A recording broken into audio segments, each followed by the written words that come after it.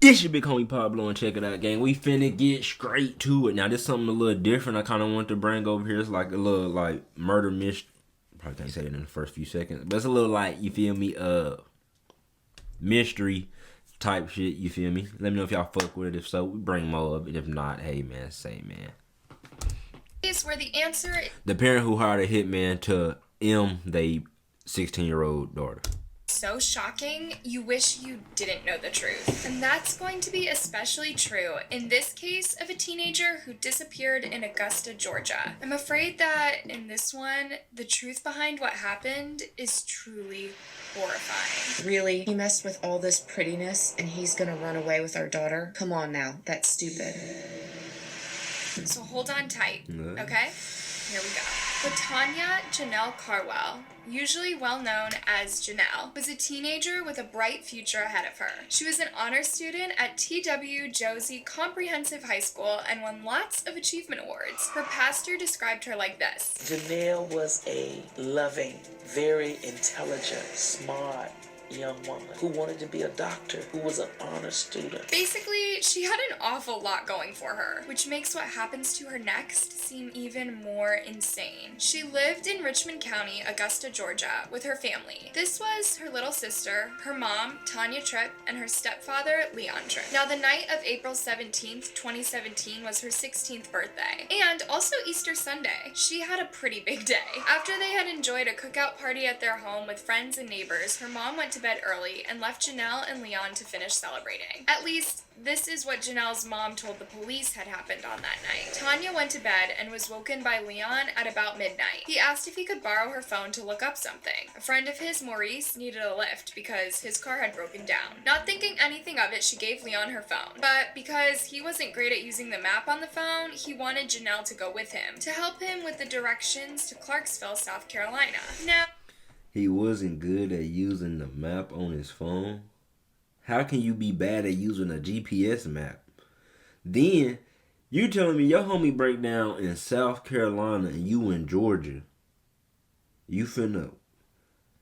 Hey, gang, bro, you ain't got AAA? You ain't got nobody else out there. Alright, bro. Like, a whole nother. Alright. That's kind of a weird thing to take a kid to do that at that time of night, right? And Leon took Tanya's phone with him because apparently he didn't have access to the directions. Like, okay, maybe it wasn't a smartphone, or he didn't know about an app store. Well, 2017 and it wasn't a smartphone. Fuck, is he using a jitterbug? Like, come on, guys. It all sounds pretty strange to me. Anyway, things quickly became worse. Tanya didn't hear from Leon or her daughter again for the whole next day. Neither of them had returned from their late night mission, and their phones weren't ever answered again. So Janelle's mom made a panicked call to the police to report that they were missing. This is the 911 call she made. It's not like they're not to answer the phone.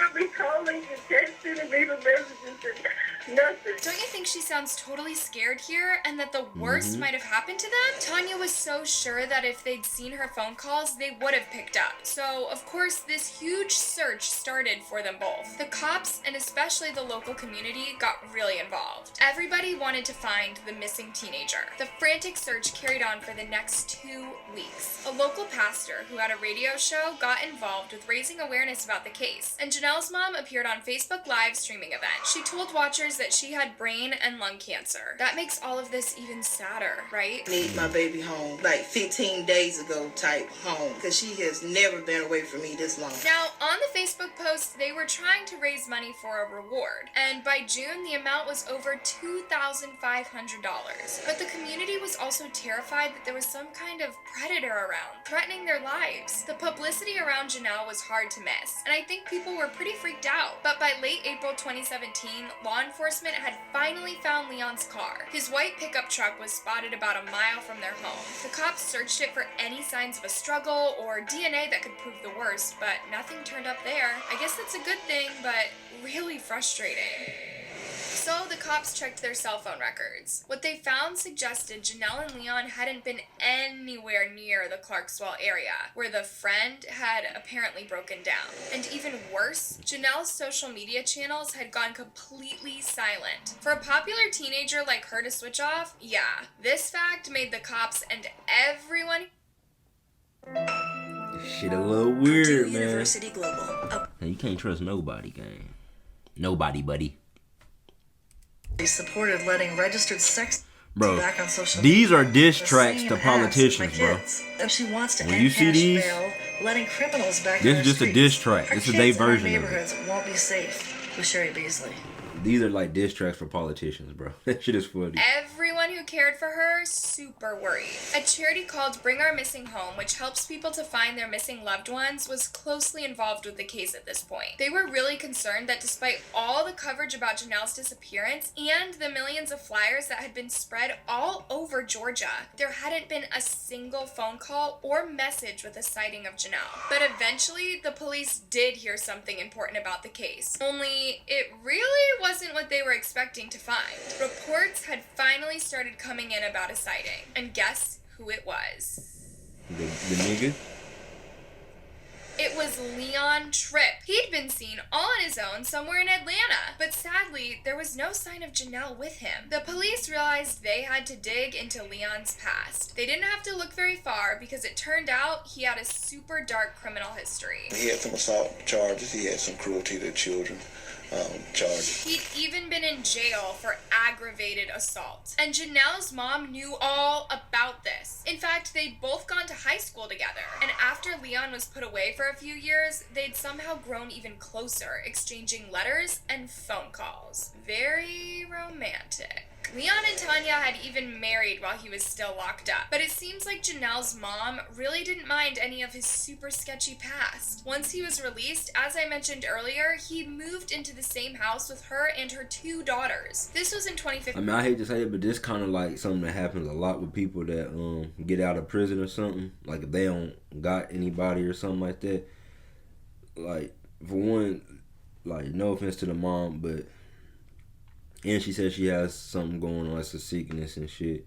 I think she was more willing to settle for somebody in jail just to have that companionship. Like, I got somebody to talk to. I got somebody that say they love me or they want to talk. Yada.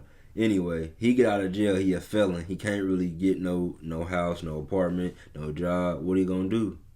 Shack up with, you feel me?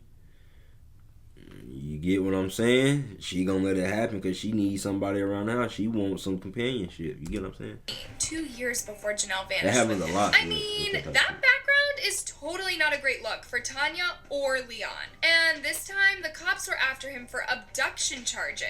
They were pretty sure he'd done something to his stepdaughter. But Janelle's mom really didn't want to believe this. One reporter even noticed how little she wanted to hear it. When I asked her, hey, investigators believe that he's taken her, she was very defensive. And the lady who ran Bring Our Missing Home, Kathy Rhodes, agrees that Tanya's actions were getting sketchier. Kathy had worked really close to Tanya the whole time they were trying to find Janelle. She couldn't help noticing that the number of red flags kept increasing. Too much just didn't add up. Following the suspicion that Leon might have abducted her daughter, Tanya had said in one interview, Really? He messed with all this prettiness and he's gonna run away with our daughter? Come on now, that's stupid.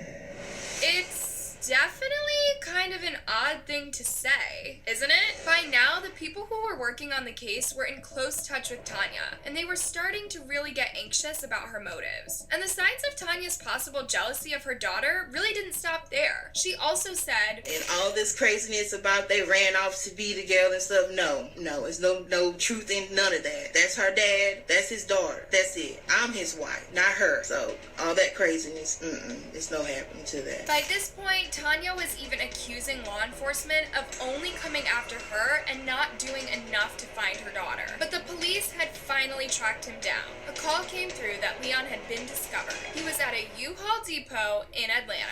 This should be good news, right? But guess who was right there with him? Well, you're not gonna believe it, or maybe you will. When the cops arrived at the U-Haul to arrest Leon, Tanya Tripp was right there with him. That's pretty hard evidence that something was messed up about the whole situation. What were they both hiding about Janelle? The cops were now absolutely sure that Tanya had known much more about her daughter's disappearance the entire time. What but the she fuck, insisted bruh? she'd only seen Leon by complete accident. Tanya claimed that she was being... How do you, on accident, find somebody at a U-Haul depot? Okay. She'd only seen Leon by complete accident. Tanya claimed that she was being evicted and had begun to move to Atlanta. Then she spotted Leon walking along the road while she was driving the U-Haul back to the depot, and that's why they were together. Totally believable, right? Tanya really tried to sell that story, but yeah, that's all about as sus as it sounds. I ain't gonna hold you, nigga. My kid missing, fam. I'm finna just get evicted, gangy. I ain't gonna lie. I'm looking for my kid, bruh. My daughter, bro, I'm gonna have to be I ain't gonna be at the house no way. Shit, I'm gonna be sleeping in the car looking.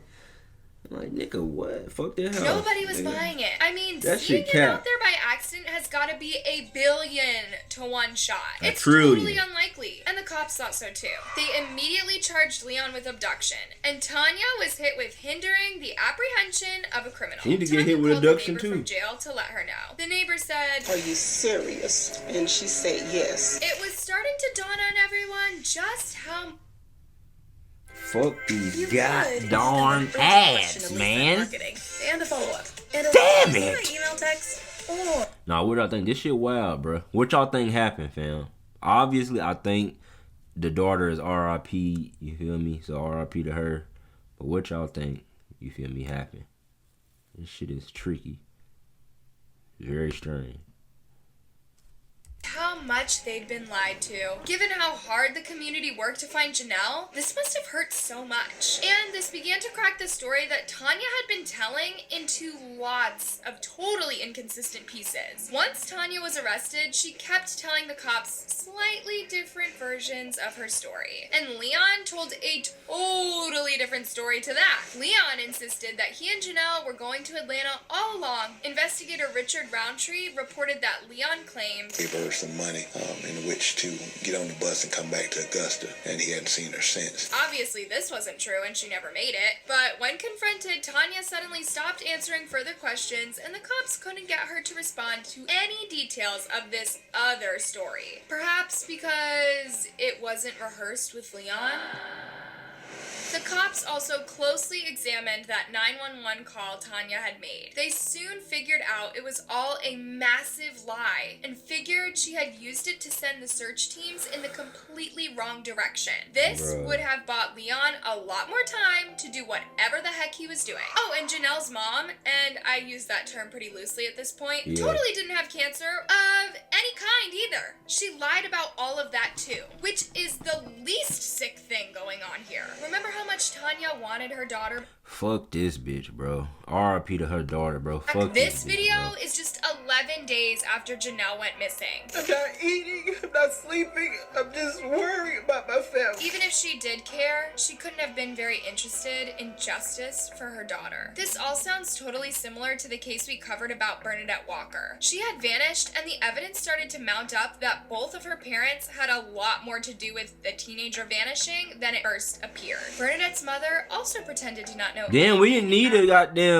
last time on. Nigga, you could have skipped that. Just said go watch the video. We've had no contact with her since 1 a.m. on July 20th when she texted me to say she'd be home soon. None of her friends have heard from her and she's not accessed social media. That sounds kind of familiar too, doesn't it? And in Bernadette's case, it was just as shocking because you don't expect someone's mom to cover up for anyone who would hurt them. But looking back at Tanya's behavior now, yeah, every single thing she did was just a huge lie.